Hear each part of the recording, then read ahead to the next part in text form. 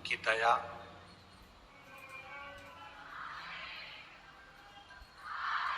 जो ये पवित्र शिव पुराण की कथा संपूर्ण विश्व के कल्याण के लिए आप और हम सुन रहे हैं। मानव का शरीर मिले, मानव की देह मिले,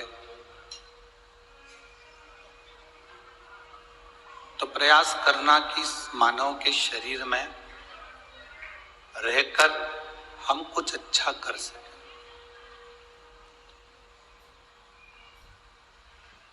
शरीर जो मिला है इसका उपयोग हम सही,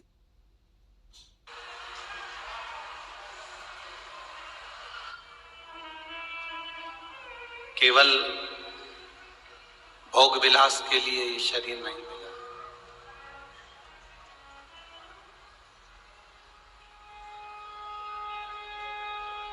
भोग विलास तो एक जानवर भी कर लेता है, एक पशु पक्षी भी कर लेता है, और कोई पशु पक्षी, कोई जानवर भगवान का भजन नहीं कर पाता।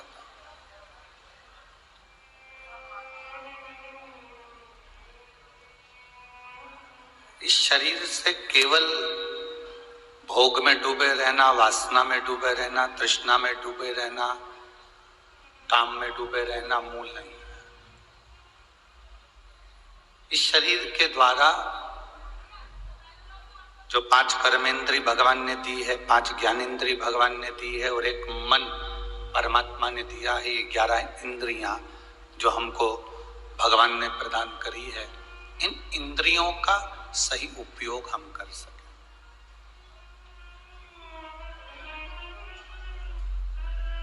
ये नेत्र दिए परमात्मा ने, भगवान का दर्शन करो, अच्छा दर्शन देखो। परमात्मा का दर्शन का मतलब क्या होता है कि मंदिर में जाके दर्शन करना, इसको दर्शन कहते हैं। संत के दरवाजे पर जाकर दर्शन करना, इसको दर्शन कहते हैं। दर्शन का मतलब दुनिया के लोग जानते ही नहीं। उन्होंने तो एक चीज बनाकर रखी है कि हम मंदिर में जाएंगे तो दर्शन होगा, संत के दरवाजे जाएंगे तो दर्शन होगा, कथा में जाएंगे तो दर्शन होगा, कहीं सत्संग में पहुंचेंगे तो दर्शन होगा। शिव महापुराण में इस दर्शन की बात नहीं कही गई। शिव महापुराण में इस दर्शन का वर्णन नहीं किया गया। शिव महापुराण में दर्शन की जो बात कही गई है वो दर्शन की मूलता कही गई। दर्शन का मतलब क्या होता है कि मंदिर में जाकर भगवान का दर्शन करना, या शिवालय में जाकर भगवान का दर्शन करना, या कहीं संत के दरवाजे पर जाकर दर्शन करना, ना। शिव महापुराण में कहा गया, आपके नजदीक में जो रह रहा है, आपकी बहू हो, आपकी सास हो, आपका ससुर हो, आपका पति हो, आपकी पत्नी हो, आपका बेटा हो, आपकी बेटी हो, आपकी बहू हो, आपके काका जी हो, काकी जी हो, मामा जी हो, मामी जी हो, बुआ जी हो, फूफा जी हो, बहन बेटी, नाते रिश्ते, अड़ोसी पड़ोसी, कुटुंब, कबीला, मोहल्ला, खेड़ा, गांव, जिनसे आप मिल रहे। दर्शन का मतलब अपन कहते हैं कि भगवान का दर्शन करो। दर्शन का मतलब यह होता है कि हम जिससे मिले उस समय हम परमात्मा को देख लें, तो समझो कि हमने दर्शन किया। अब हम पाषाण की मूर्ति में तो भगवान देख रहे हैं, वृक्ष में तो हम भगवान देख रहे हैं, कंकर में तो हम शंकर देख रहे हैं, नदी तालाब बावड़ी कुएं में तो हम भगवान देख रहे हैं। और जरा विचार करिए, क्या हम इंसान में, इंसान को, इंसान में परमात्मा को, इंसान में भगवान को ढूंढने का प्रयास कर रहे हैं? हमने वो प्रयास करना छोड़ दिया। हम वो प्रयास नहीं। दर्शन का मतलब ये नहीं है कि आप मंदिर में गए तो भगवान का दर्शन करा। दर्शन का मतलब है जिससे मिले उसकी अच्छाई को हम देखें, ये दर्शन।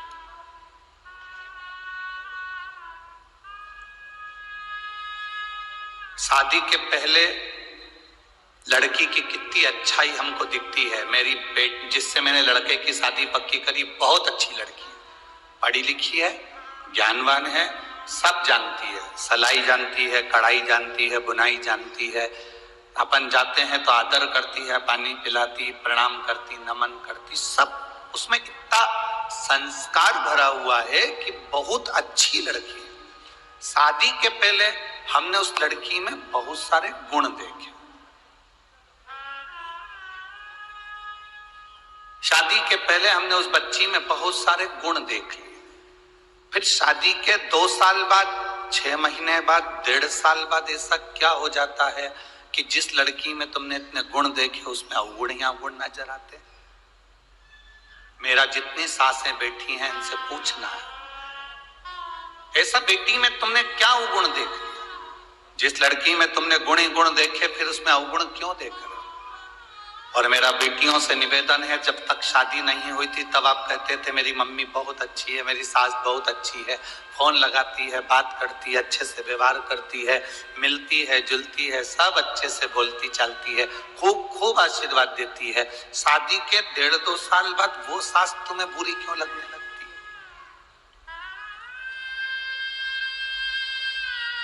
मेरी जलगांव की जीजियों, मेरे जलगांव के जीजाओं,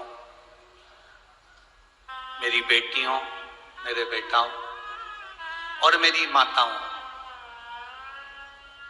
एक बात का स्मरण आपके अंदर रखना, जब तक हम किसी से मिलते नहीं हैं तो ललकता बड़ी रहती है, मिलने के बाद वो ललकता समाप्त हो जाती है।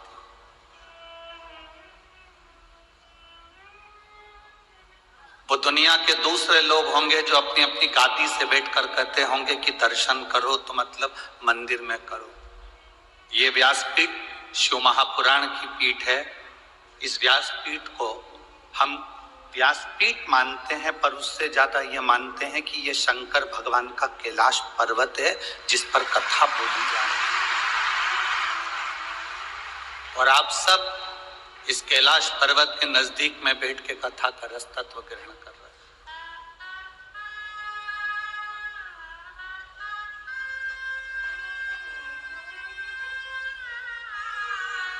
यहां जितने लोग रुकते हैं, कथा के पंडाल में जितने लोग रुकते हैं, मेरा चैनल वालों से, न्यूज वालों से, उनसे निवेदन है, जब वो यहां से 7 दिन बाद जाएं तो उन रुकने वालों से उनके मन की बात पूछना कि 7 दिन जो कथा के पंडाल में रुके, उनको 7 दिन में एक ना एक दिन शंकर के आने का, शंकर के जाने का और शंकर की प्राप्ति का अनुभव हुआ कि नहीं हुआ? उनसे पूछो।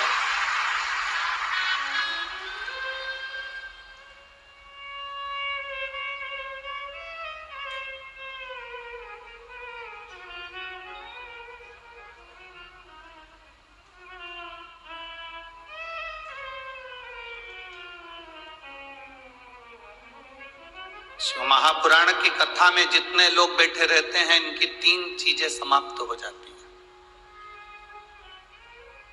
बहुत ध्यान से सुनना। शिव महापुराण की कथा में जो कथा सुनने के लिए आता है 7 दिन 5 दिन, उसकी 3 चीजें समाप्त हो जाती है कथा सुनने पर। पहला, उसकी भूख।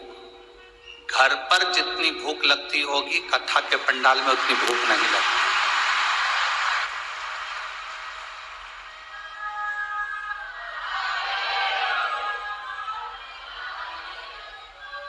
अगर भूख लगती तो ये उठकर भोजन के भंडारे में मिलती, पर सुबेरे नहा धोकर तैयार होकर वापिस पंडाल में सुबेरे 6 बजे से अपना आसन लगाकर इंतजार करने बैठ जाती है। दोपहर की 2 बजेगी और कथा भूख समाप्त। जो झोले में थोड़ा बहुत बिस्कुट या कोई सामान कोई लाकर दे देता है, वो निकाल कर उसमें से थोड़ा सा खा लेती है। पास वाली कहती खाना खाने नहीं जा रही? मैं तो नहीं जाऊं, मैं यहीं अच्छी। मैं नहीं जाऊं, मैं यहीं अच्छी हूं। तो खाना तो यहीं पास में तो भंडारा चल रहा है, चल ना ना मैं नहीं जाऊं, मेरे पास तो रखा है, थोड़ा सा मुरमुरा लेके आई थी, उसको खा लेती, अब उसमें से निकाल कर खा। 3 चीजें शिव महापुराण की कथा में जो 7 दिन 5 दिन रहते हैं, उनकी 3 चीजें चली जाती है। भूख,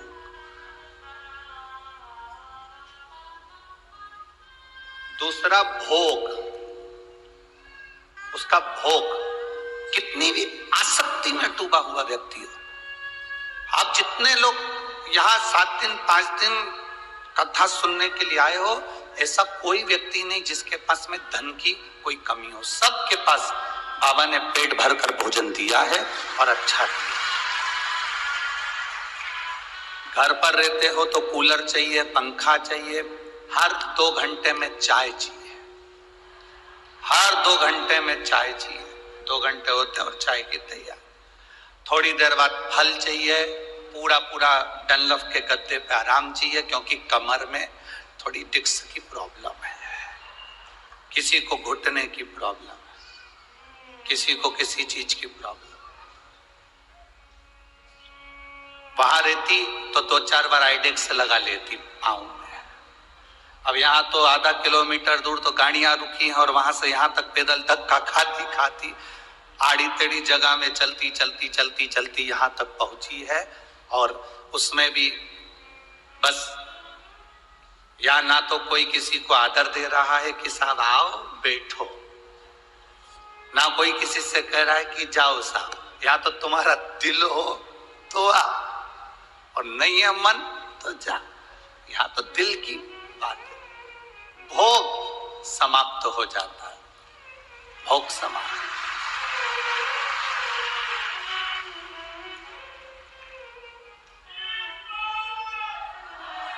तीसरे नंबर पर शिव पुराण सुनने पर भोजन हमारा जो करने की, हमारी जो घर में आराम से चाय, अचार, ठेसा,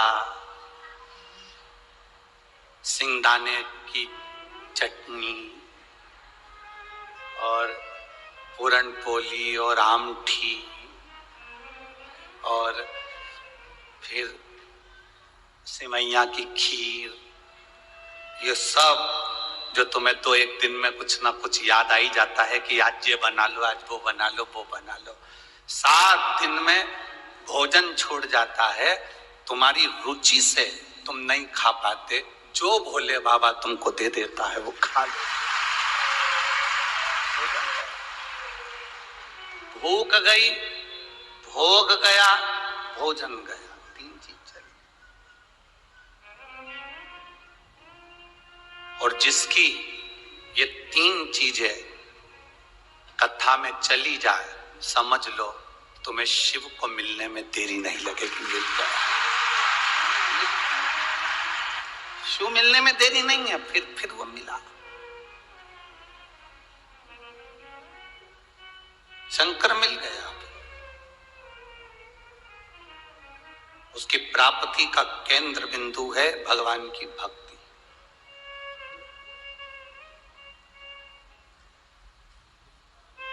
दर्शन का मतलब ये नहीं कि हम शिवालय में जा रहे हैं, दर्शन का मतलब ये नहीं कि हम मंदिर जा रहे हैं, दर्शन का मतलब ये नहीं कि हम संत के दरवाजे जा रहे हैं। दर्शन का मतलब है जो हमारे पास में है, हमारी बहू हो उसकी अच्छाई हमें जिंदगी भर देख रहे हैं, हमारी सास है उसमें अच्छाई जिंदगी भर देख रहे हैं, हमारे बच्चों की अच्छाई जिंदगी भर देख रहे हैं, अपने रिश्तेदारों की अच्छाई जिंदगी भर देख रहे हैं। तुम जब अपनी आंख से अच्छा देखना चालू कर दो तो समझ लेना तुम्हें मंदिर जाने की जरूरत नहीं है, तुमने दर्शन प्रभु का कर। बुरा जो देखन में चला बुरा न मिलिया। संसार में बुरा है ही नहीं कोई, क्योंकि अपने से बुरा कौन हो गए बता।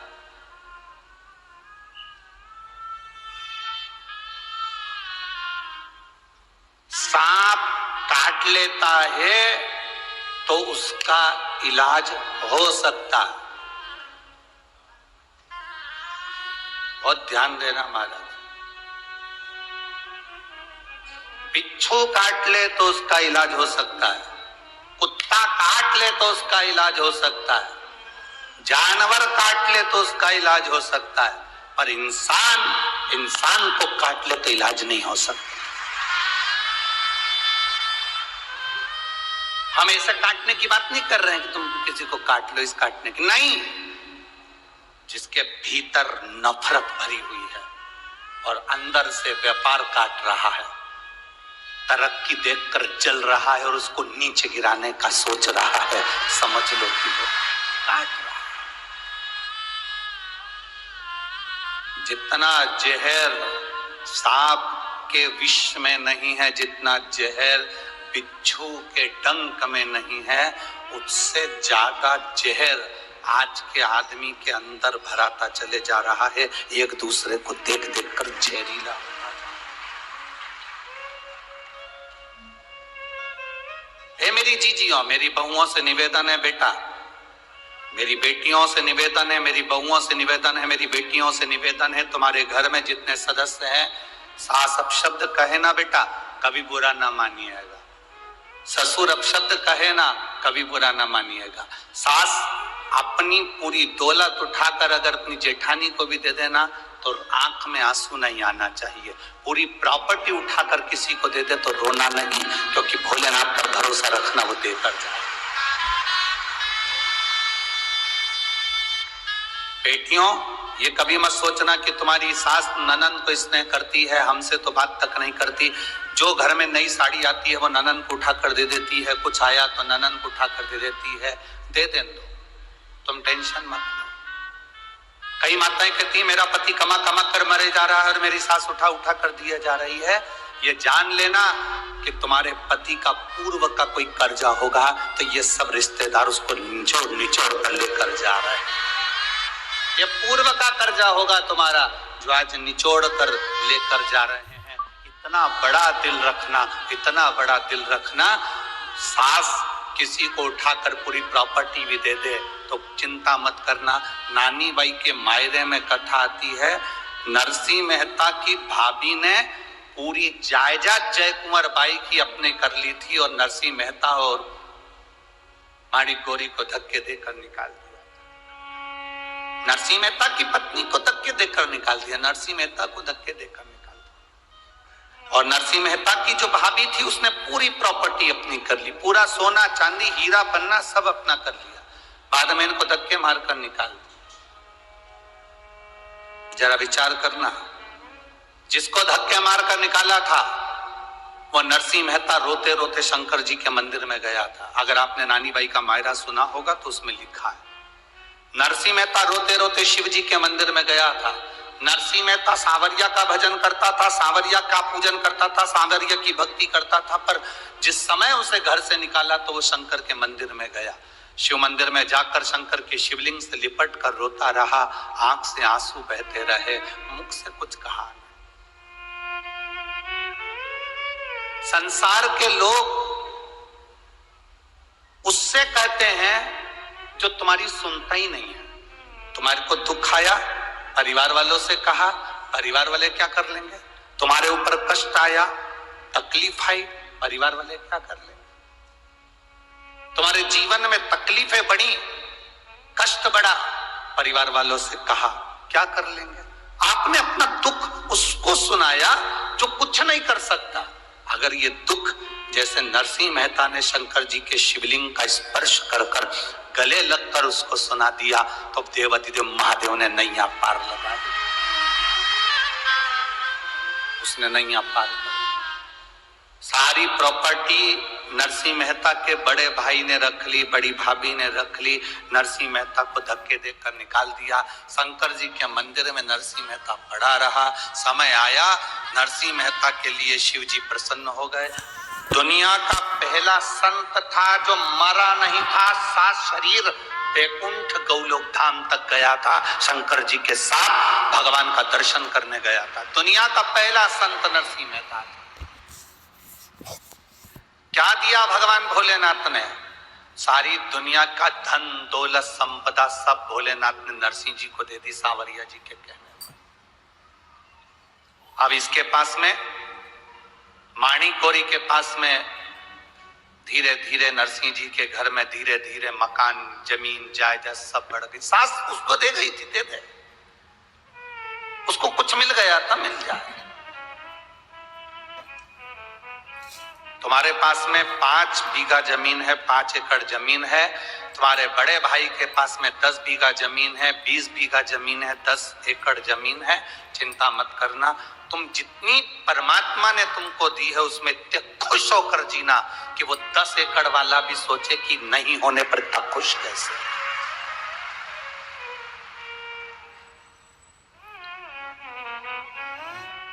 आज हमारे वो सूरत वाले सोमानी जी आए थे, तो वो कह रहे थे गुरुजी एक हमारी पास वाली में कोई पड़ोस में रहती है और वो बहुत साधारण है, बहुत साधारण, बहुत दुखी है, शायद जिंदगी में सबसे ज्यादा दुखी वही है। उसने शिव जी का नाम लेकर अपने बच्चों को पालने के लिए, परिवार को पालने के लिए थोड़ा बहुत मठरी और ये चकली और नमकीन का काम चालू करा। उसने ये भेजा है गुरु। पर गुरुजी सोमानी जी कह रहे थे सूरत वाले कि इतना दुख था, पहले रोती थी। शिव महापुराण की कथा सुनने के बाद उसने एक संकल्प ले लिया शंकर जी के मंदिर में कि आज के बाद किसी के सामने नहीं रोऊंगी, रोऊंगी तो मेरे महादेव के पास में जाकर रो।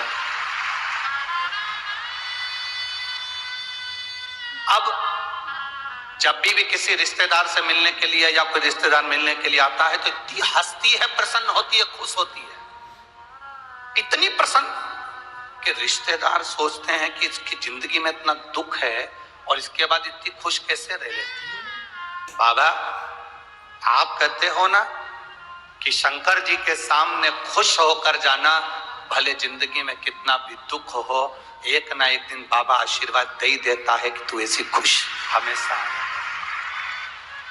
ऐसी प्रसन्न हमेशा, प्रसन्न होकर जाए, प्रसन्न। आप दुखी क्यों हो? ये इतने लोग लाखों की संख्या में बैठे हो, आप लोग इतने लाखों की संख्या में पहुंचे हो, आप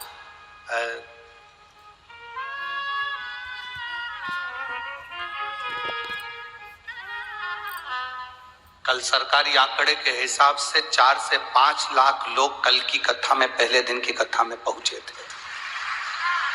5 लाख लोग कल की कथा में पहुंचता, और आज उससे ज्यादा यहां पहुंचे हो। जरा अंदाजा लगाइएगा आपके दुख का कारण क्या है, आप क्यों दुखी हो? उसका दुख का केवल एक कारण है कि आप दूसरे से आस लगाए। और यहां शिव पुराण कहती है, आशाइक राम जी से दूजी आशा छोड़ दे, नाताइक राम जी से दूजा नाता तोड़ दे, और साधु संगे राम रंगे अंग अंग रंगिए, और जाई विधि राखे राम। आप आस दूसरे से लगा,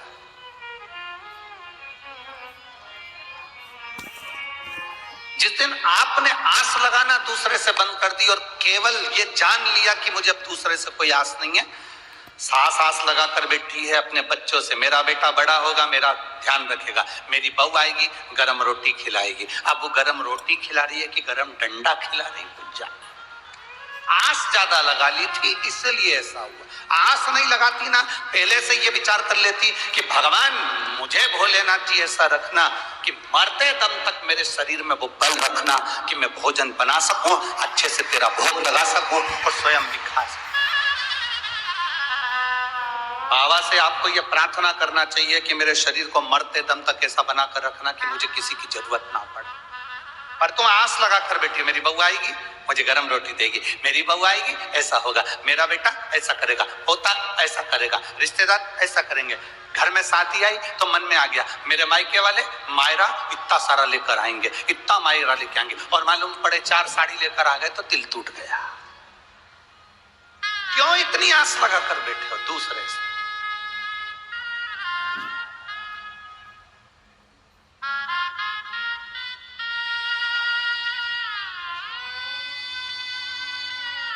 बहुत सारी आस नहीं लगाना, आस लगाना तो मेरे बाबा से लगा कर बैठे।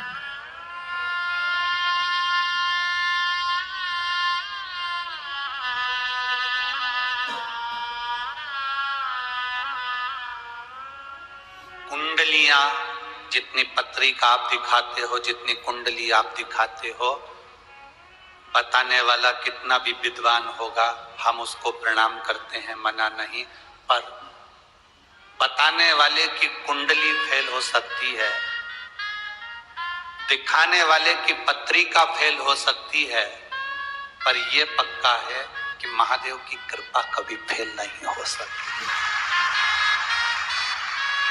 महादेव की कृपा कभी फेल नहीं।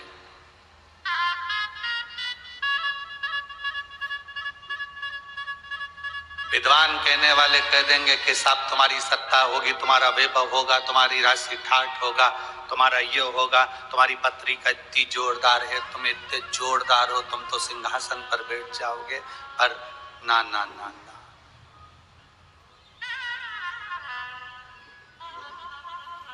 घड़ी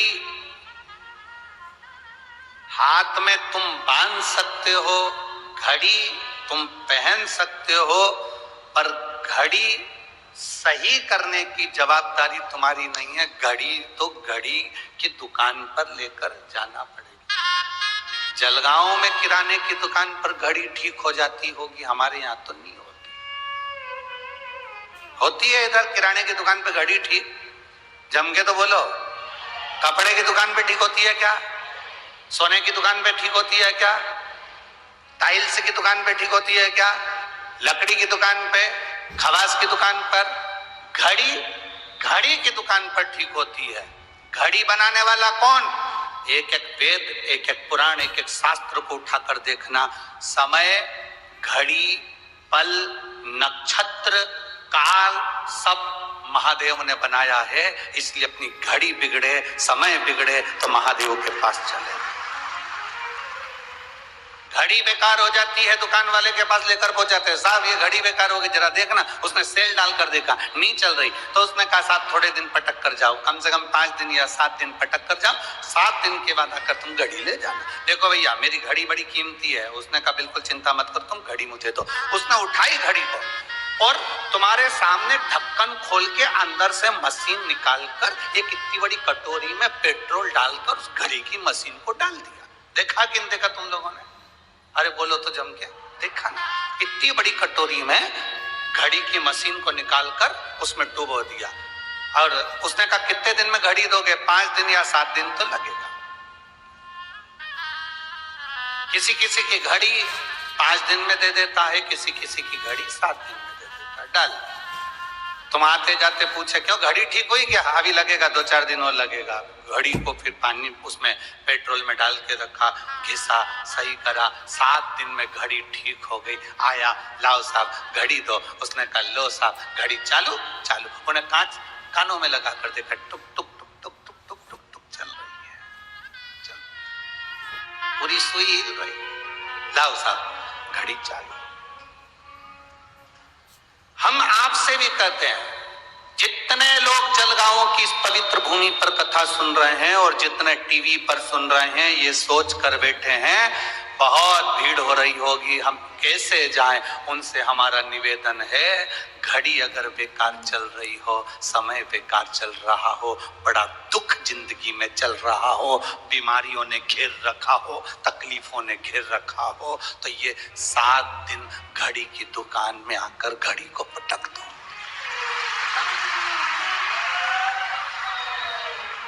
7 दिन ये घड़ी की दुकान में घड़ी को पटक दो। 7 दिन तक इस आत्मा को, शरीर को, चित्त को, वृत्ति को, मन को पटको। हाँ, किसी किसी की घड़ी 7 दिन में ठीक हो जाए, किसी की 5 दिन में। जलगांव वालों को 7 दिन मिले हैं। अमरावती में 16 तारीख से दिसंबर 16 यहाँ कथा पूर्ण होगी 11 तारीख को। 16 तारीख को अमरावती में प्रारंभ हो जाएगी दोपहर में 1 बजे से 4 बजे तक। वहां 5 दिन अम्बेश्वर अंबा विदर्भ की सुंदर शिव महापुराण की कथा वहां पर प्रारंभ हो जाएगी अमरावती।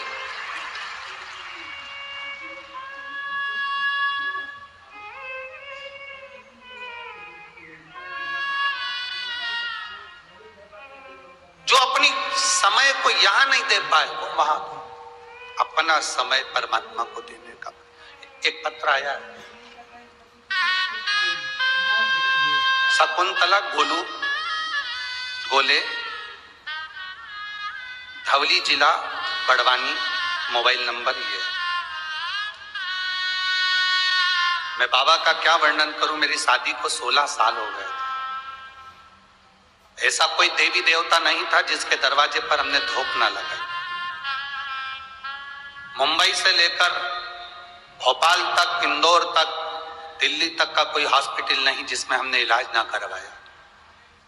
बाबा ने हमको बहुत दिया और हमने इलाज में पैसा भी खूब लगाया, पर संतान का सुख नहीं हुआ। 16 साल निकल गए।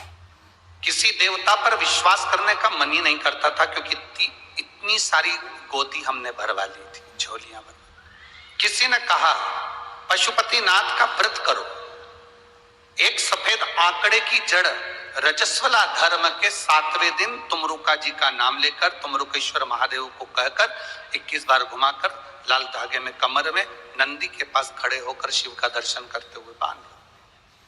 बाबा का मैं क्या गुणगान करूं। देवता देते हैं पल्ला झाड़कर और महादेव देता है छप्पर फाड़कर। केवल 3 महीने हुए थे गुरुजी, सब फेल हैं इस सफेद आंकड़े की जड़ और तुमरुकेश्वर के आगे। बाबा ने ऐसी कृपा कर दी। 28 मार्च 2023 को बाबा ने मेरे गर्भ से 2 पुत्रों को जन्म दे दिया है। ये शिव कृपा। कहीं बैठी हैं, कहीं बैठी हो तो आप यहीं का पत्र है। बच्चे लेकर आए हैं क्या कोई साथ में? नहीं। ठीक है, बधाई आपको बहुत बहुत। बच्चों का मैं फोटो लगा रही हूं गुरुजी, आप लोग टीवी के माध्यम से ये दोनों बच्चों को देख सकते हैं। शिव भक्त औघड़ी शंभु शंकर त्रिकालदर्शी। बैठिए।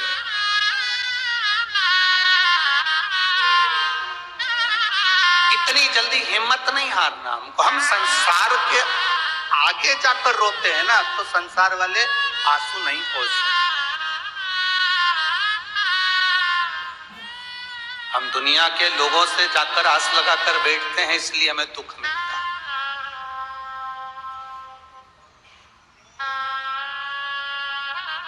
हम दुनिया से आस लगाए ना, इसलिए दुख मिला।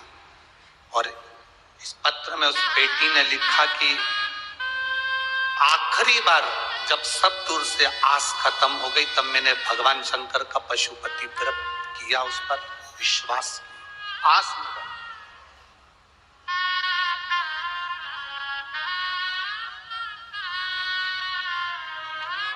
आप किसी दूसरे से आस नहीं लगाई थी, आप आस लगाई उस देवाधिदेव महादेव से। आस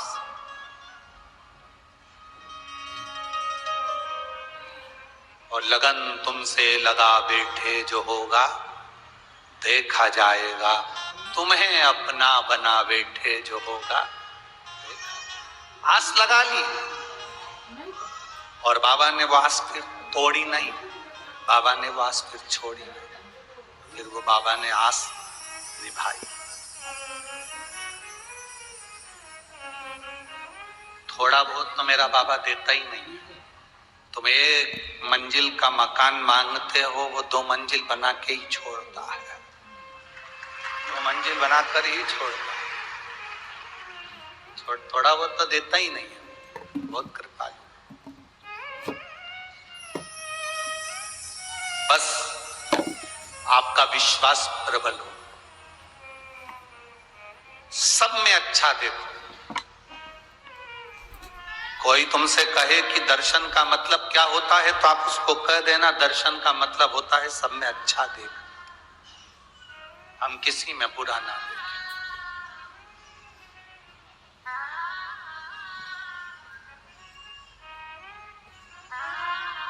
वो कहते हैं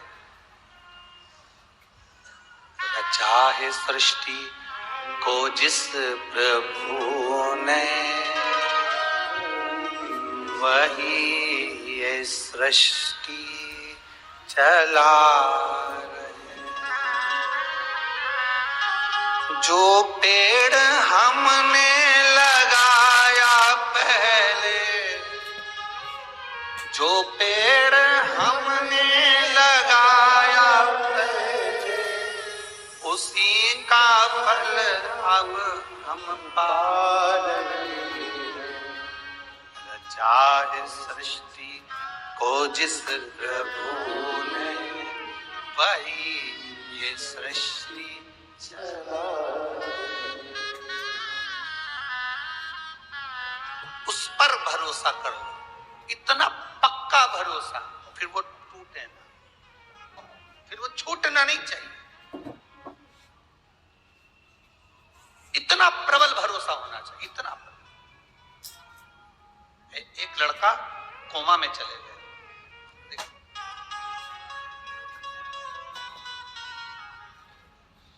मेरा नाम कांता संजय बागुल है, मैं जलगांव की निवासी हूं।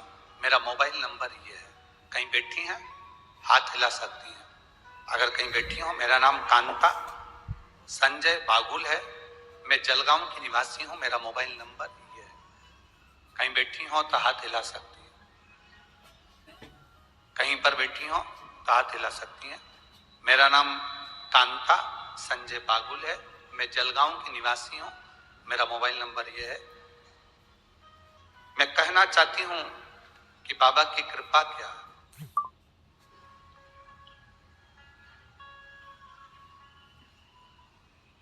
शिव महापुराण की कथा नहीं है गुरुदेव, ये शिव पुराण नहीं। हम पूरा पत्र तो बहुत बड़ा है, आप लोग भी देख रहे होंगे एलईडी पर।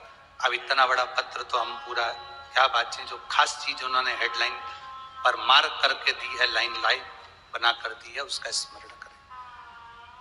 कहूंगी शिव पुराण नहीं है, साक्षात शिव है। जो कथा में बोलते हैं वो बाबा सुनता, ये निश्चित। गुरुदेव 22 साल का मेरा लड़का है राहुल संजय बागुल, बहुत बड़ा शंकर की कथा का भक्त है। पर बाबा आप कहते हो ना, दुनिया में सबको अपना अपना दुख आता है और वो काटना आपको ही है। छींक आपको आई है, आपको छींकना है। खांसी आपको आई है तो आपको खांसना, दुख आया आपको है तो आपको मिटाना। उसको ब्रेन हेमरेज हो गया। 22 साल का मेरा लड़का राहुल संजय बागुल, उसको ब्रेन हेमरेज हो गया। तुरंत डॉक्टर के पास जब लेकर गए तो मालूम पड़ा ब्रेन हेमरेज है। ऑपरेशन के लिए कहा गया। ऑपरेशन करने के बाद डॉक्टर ने कह दिया था कि हो सकता है ये कोमा में चले जाए और इसकी सुध चली जाए, ये जिंदगी भर पलंग पर पड़ा रहे। ठीक भी हो सकता है, पर 90% चांस यही रहते हैं कि कोमा में चले गया व्यक्ति तो जिंदगी भर ठीक नहीं होता। मेरे लड़के का हमने ऑपरेशन करवाया, वो कोमा में चले गया, पड़ा रहा, ना हाथ हिलता ना पांव हिलता, आंख में से आंसू बहता रहता। सारे इलाज फीके पड़ गए। गुरुजी 22 साल का मेरा लड़का, करूं तो करूं क्या।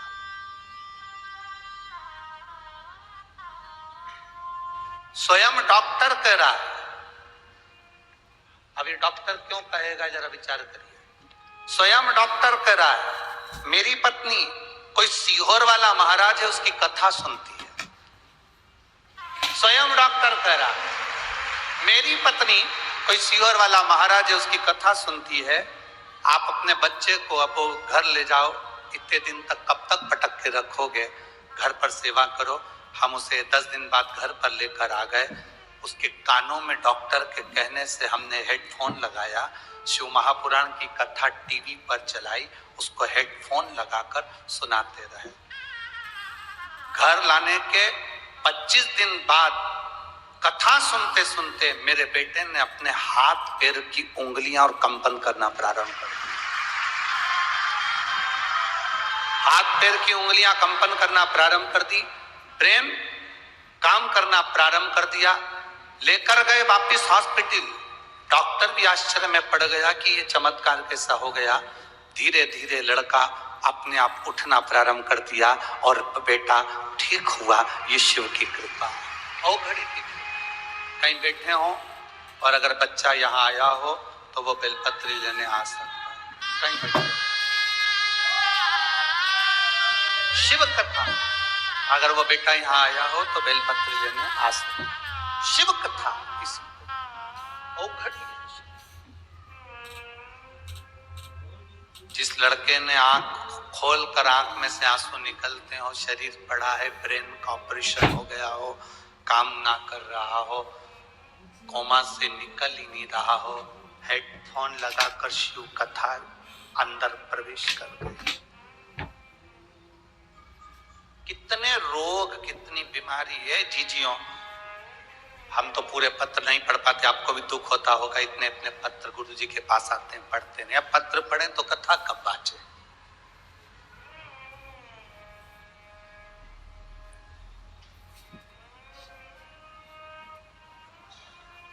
इतने पत्र पढ़ेंगे तो कथा कब बाचे। ढेर सारे पत्र आप लोगों के आते हैं, सब यहीं छोड़कर जाते हैं। लोगों को दुख भी होता है, इतने सारे पत्र गुरुजी छोड़ जाते हैं, करें क्या उसमें। हम भी प्रयास कर रहे हैं जल्दी से जल्दी। अब एक ऐसा, जितने पत्र हैं इन पत्रों को पढ़ा जाए। हम पूरा न पढ़ पाए तो पिछले सेवा समिति से एक ऐसा चैनल चालू करेंगे जिस चैनल पर इस पत्र को पढ़कर सुनाया जाएगा मोबाइल नंबर समेत। जल्दी से जल्दी हम भी प्रयास करें इन पत्रों को आप तक पहुंचे, आपके पत्र का भाव जनमानस तक पहुंचे। उसमें 15 से 20 मिनट प्रवचन का क्रम रहेगा और उसमें पत्र पढ़ दिए जाए। आपके पत्र आप तक पहुंचे कि आपकी जिंदगी में शिव ने क्या करा, विथ मोबाइल नंबर समेत। आप जाएं, पता करें उसने, उसके जीवन में क्या बदलाव आया, उसके जीवन में क्या। और मेरा विश्वास करता है यहाँ जितने कथा में आए हो ना, आपके भी पत्र एक ना एक दिन किसी व्यासपीठ पर जरूर पहुंचेंगे, ये पक्का। वो शंभु है, हो घरदानी, त्रिकालदर्शी, कैलाशी, अविनाशी, शिव कहते हैं। हम किसी का भविष्य नहीं लिख सकते क्योंकि हमारा भविष्य तो खुद उसने लिखा है। हम किसी का भाग्य नहीं बता सकते क्योंकि हमारे भाग्य में क्या लिखा वो उसको मालूम। ना हमारे पास बेल है, ना भविष्य है, ना हम भाग्य बताने वाले हैं। हम तो इतना जरूर कहते हैं कि बस हम उसके भरोसे हैं, तो आप भी उसके भरोसे हो जाओ। आप भी उसके भरोसे। दूसरे के आगे जाकर नहीं रोना, दूसरे से जाकर कभी दुख की बात नहीं करना। लोग हंसेंगे, ये दुनिया में रोती फिरती है, दुनिया में रो रही है। पहले तो खूब फोली फिरी, पहले तो खूब अपशब्द कहती थी, अब रो रही है ना।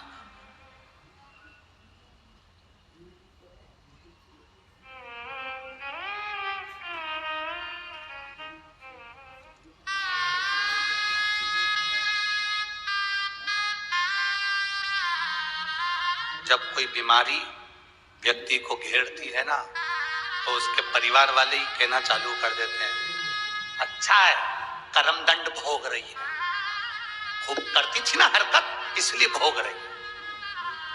शिव महापुराण की कथा कहती है, तुम्हें किसी के कर्म को बखानने का हक मेरा महादेव नहीं देता है। मेरे महादेव ने तुम्हें किसी के कर्म को बखानने का हक नहीं दिया। आप दूसरे को कह रहे हो कि अच्छा है, भोग रही है, उसने ऐसा करा इसलिए। हो सकता है आपको भोगना पड़ जाए, फिर दूसरा कहेगा तो अच्छा लगेगा। ना कहिए, बल्कि भगवान भोलेनाथ जी से एक लोटा जल चढ़ाकर प्रार्थना करो, मेरे 3 घर छोड़कर कोई रहता है, उसके यहाँ पर बीमार है, मेरे बाबा मेरा आज का चढ़ाया हुआ जल उसके पति को ठीक कर दे, उसकी पत्नी को ठीक कर दे। एक बार शिव महापुराण की कथा में पहले कहा था, 1 लोटा जल हफ्ते में आप एक लोटा जल भगवान को अपने लिए मत चढ़ाया करो, एक लोटा जल हफ्ते में जो हमारी भारत की बॉर्डर पर खड़े हुए भारत के सैनिक हैं उनके लिए चढ़ाया। भारत की बॉर्डर पर खड़ा हुआ सैनिक के लिए एक लोटा जल चढ़ना चाहिए। ये भारत की रक्षा में लगने वाला स्वास्थ्य कर्मी, चाहे डॉक्टर हो, चाहे पुलिस हो, चाहे कोई हो, वो अपनी सेवा देता है। कहीं ना कहीं किसी ना किसी रूप में उसकी भी जनहानि होती है। कोरोना जैसी महामारी में जब अपने रिश्तेदार अपने को छोड़ दिए, तब वो पोछा लगाने वाले, झाड़ू लगाने वाले, गरीब बड़े जो हॉस्पिटल में झाड़ू पोछा करते हैं, उन्होंने हमको दवाई खिलाई और हमारा उपचार किया। उनके लिए एक लोटा जल चढ़ना चाहिए। सारे लोग अपने अपने घर में थे, पुलिस का एक एक व्यक्ति रोड पर तैनात था कोरोना काल में। वो भी किसी का पति था, वो भी किसी का बाप था, वो भी तो खड़ा रहा। डॉक्टर अपना काम, नर्स अपना काम कर रही थी, कोई हॉस्पिटल से नर्स या डॉक्टर नहीं चले गए थे। उनके लिए भी एक लोटा जल देना चाहिए। अपने लिए दुनिया जीती है, हम दूसरे के लिए तो जीना सीखे। मेरे शंकर भगवान दूसरे के लिए जिए। अगर खुद के लिए जिए होते तो अमृत पीते, पर सबके लिए जिए इसलिए विष पी गए और महादेव कहला। स्वयं खा लेना सुकृति है, छुड़ाकर खा लेना विकृति है, और बांट कर खाना ये मेरे भारत देश की संस्कृति है। अपने लिए तो दुनिया जीती है साहब, स्वयं के लिए जिए तो क्या जी।